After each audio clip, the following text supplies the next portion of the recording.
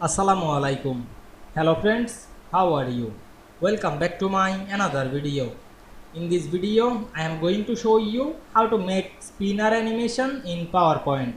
Let's get started. At first, you have to open your PowerPoint presentation. Now we want to make spinner animation. At first, select any object. Then go to the animation menu. We can see here many animation. Now I am click the drop down menu. But here not available the spinner. Then we go to the more entrance effect, then select find and select the spinner animation.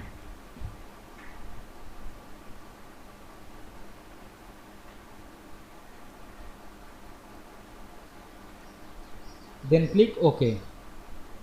Then select the preview to see the spin. You can increase or decrease the duration, otherwise you can add more another object. Select the object and select this drop down menu and choose more entrance effect and choose spinner. Now you can see we add spinner effect or animation to text easily. I hope you enjoyed my video. Please like, comment, share and subscribe my channel. Thanks for watching.